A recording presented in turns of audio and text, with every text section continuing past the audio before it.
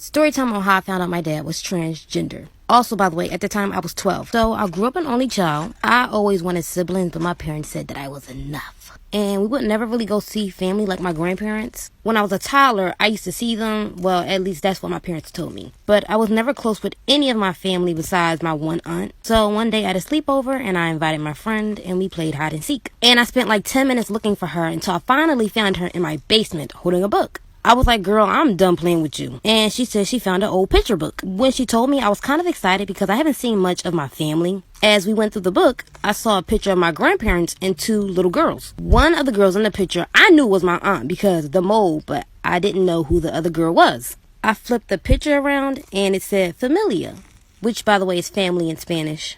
And I was like, so there's another aunt that I don't know about? So, like I said, I found a picture of my dad's family, but he wasn't in it. That night, I went to my parents' bedroom, and I saw my mom. I showed her the picture, and she gasped. I asked, do I have another aunt, and where's Dad? She told me to sit down and that they wanted to tell her, but they wanted to wait at an age where they think I'd understand. So, a couple minutes later, my dad walked in, and I asked, who's this girl? He sat next to me, held my shoulders, and said that was him. And I started laughing at first because I was like, you're not a little girl. And he responded, at that time, that was me.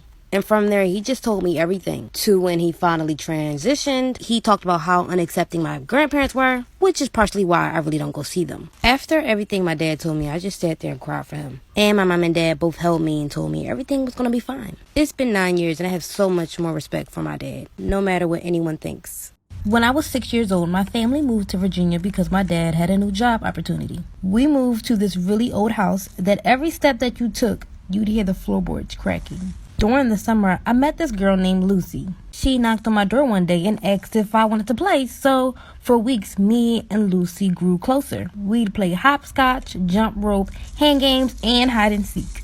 One day, we were getting ready to play hopscotch, and my mom came outside telling me to come in and eat dinner. I asked my mom if Lucy could come too. My mom had asked, who's Lucy? I looked back at Lucy and I said, she's right here. My mom replied, right where? When I turned back around, Lucy disappears. I called out for Lucy, but my mom yells out, there isn't anyone out there. Get your butt in the house. It's time to come eat. It gets a little bit paranormal after this incident, but a week later after the incident happened, I saw Lucy playing outside with a little baby boy. He had to be around 2 years old. I quickly ran outside and said, hey, where'd you go the other day? Lucy replied, I wasn't feeling good, so I went home. I asked her, is that your baby? And Lucy laughed and said, no, this is my baby brother. I take care of him. And I asked again, don't your parents do that? Lucy said, no. They couldn't save us. I said, save? And Lucy gets a little frustrated and said, they just abandoned us, but we don't need them anymore. We take care of ourselves. Lucy then says, we gotta get home. We'll see you another time. She took her brother's hand and turned the corner. I watched them go, but when I looked down the corner they turned, they both disappeared. I'm running out of time. Sorry guys. Come back for a part 3. This is the story of how my college Tinder date ended up being my actual stalker. A couple of months into me starting college, I started looking around at online dating apps. I was pretty picky in the types of guys that I would talk to, not with their looks or anything. I was just looking for somebody a little bit more serious about a relationship than most people were on those apps. Keeping that in mind, there was a couple of guys that I didn't really keep conversation with if I saw it going nowhere from the start. And one of those guys is who became my stalker. About halfway through my first semester in college, I noticed that same guy was sitting outside my class every single time I got out of it. I always just assumed that he had the class in that classroom after mine, or that that was a convenient place for him to sit and study. I don't know. I didn't really think much of it. Who would, right?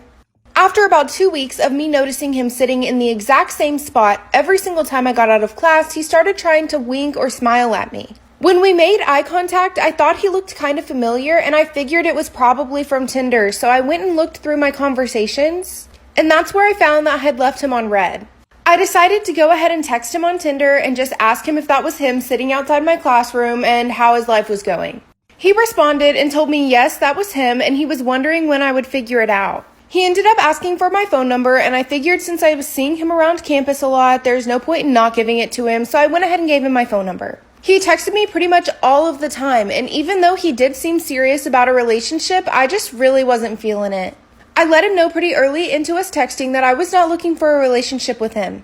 He agreed and said that he wasn't very interested in me either, but he did think I'd make a really cool friend. After that, I started responding to him less and less just to kind of get him off my back. I was still a little creeped out that I saw him outside my class every day because he never exactly gave me a reason as to why. And if the reason was he had a class there, why didn't he just say that? A couple of days later, I was at the school gym with my friends and I heard over the loudspeaker something that literally sent chills down my spine. They said his name over the intercom and notified everyone that if they saw this man to report him to the front desk because he wasn't allowed in there. And I think it's safe to assume that if you get kicked out somewhere, you know that you got kicked out. You shouldn't be coming back unless you have a reason. My friends and I had posted on my Snapchat story that we were going to be at the gym that day. I told my friends how scared I was that this man I saw on Tinder started sitting outside my classroom every day and now showed up at the gym. So we decided to put it to the test. I did not go anywhere by myself at all on campus for about 2 weeks. And every time me and my friends went somewhere, we would post it on my Snapchat story. Sure enough, this man showed up every single time without fail. Starbucks, the cafeteria, the literal bathrooms in a certain building. I was terrified but literally blocked him on everything. Except that I forgot that he had followed me on TikTok, and before making this video, I went ahead and checked and he's still following me. So if you see this, please stop. When I was younger, there was a girl I knew who lived in our neighborhood. None of the kids liked her because they claimed that she stinked and acted weird. When they talked about her, I kind of felt bad, so I became friends with her. Yeah, of course, I got the, why do you hang out with her? But she really wasn't all that bad. But her scent, they were kind of right about that. One day, she invites me over to her house, and she was very excited because she told me I was the first person to ever come over. And I felt so honored, so I went.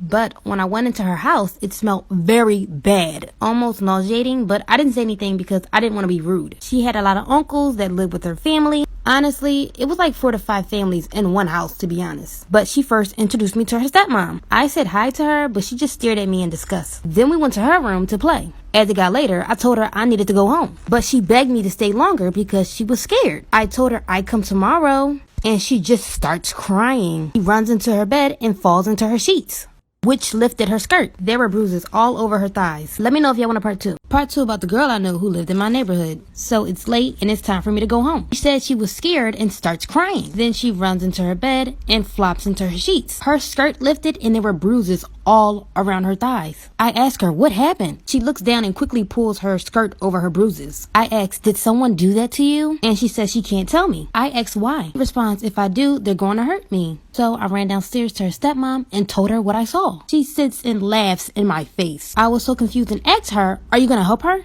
And she tells me that little hoe can help herself and that I actually should be going home. So I went into the living room where her uncles were and told them. One of them had said, that's why that girl don't need to be bringing random folks into the house, and runs upstairs to her room. One of the other uncles asks, you want to get popped? I shook my head in fear and said no. And he yells at me, telling me to go home. From there, I ran home and never came back. And after that day, she never came back outside. It's been 7 years. To this day, I wonder what happened to her. What's the most messed up thing someone has ever told you after barely knowing them? Well, I'm gonna go first. So in high school, I would take public transportation back home. Well, this one lady got on a bus with her daughter and sat next to me. I looked over and told her that her daughter looked very pretty. Then out of nowhere, she just starts crying. I asked, ma'am, are you alright? And she says, it's my husband. I didn't want to be invasive, but I asked, did something happen? Then she goes on a 10-minute rant about how abusive her husband was and that she tried to stay for the baby. She was scared, but she finally had the courage to go. I felt bad and asked her, is there anything I could do to help? And she proceeds to tell me that everything is fine. I'm like, are you sure? She replies, yes, everything is fine. He had a peanut allergy and he died last week. And I'm like shook. And I said, I'm so sorry for your loss. And she responds, no, it's better that he's gone anyway. And I'm like, huh? Right after, she prepares to get off the bus and she grabs her daughter. I said bye. Right before she gets off, she said she put peanuts in his food. Story time about the old man that died in our basement. At the time, my mom was a CNA and she would do at-home care. One of the people that she took care of was one of her best friend's uncles. She would drop him off Tuesdays, Wednesdays, and Thursdays. He was in his 70s, he had arthritis, and was bedridden. So my mom would feed him, clean him, and change his diapers.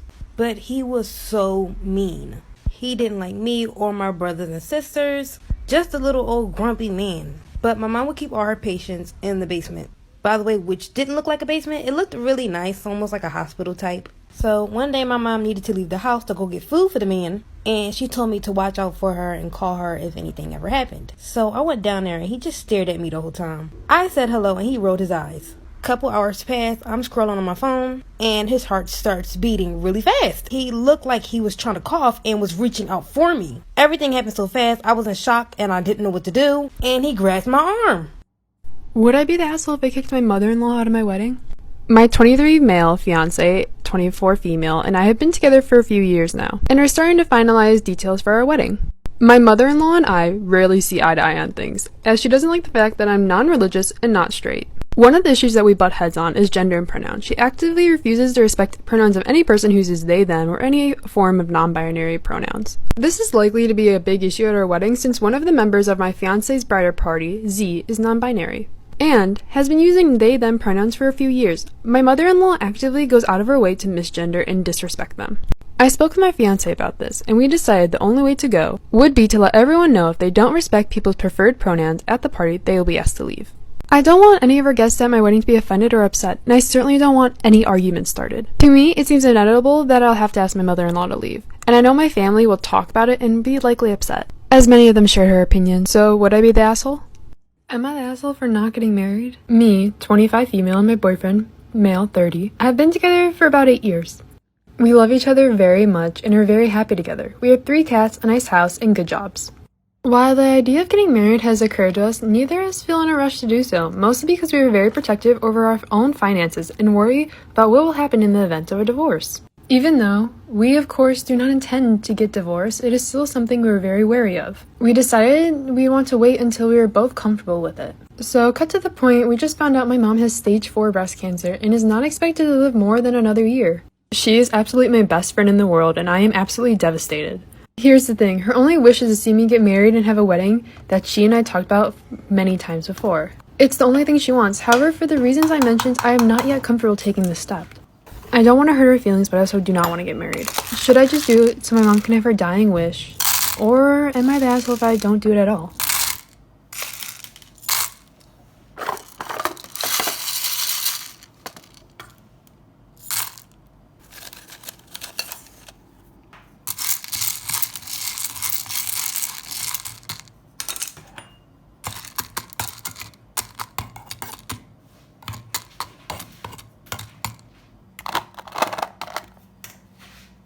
Màu xanh với lại ấy đúng không?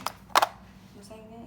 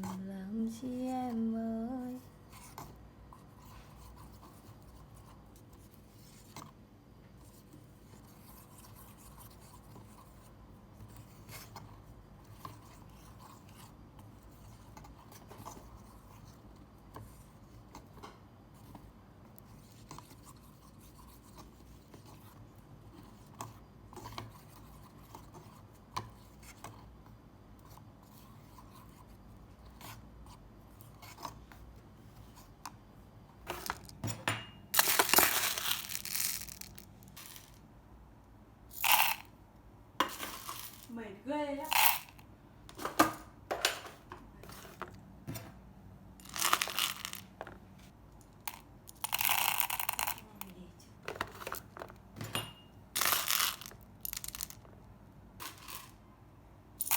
Không đơn giản.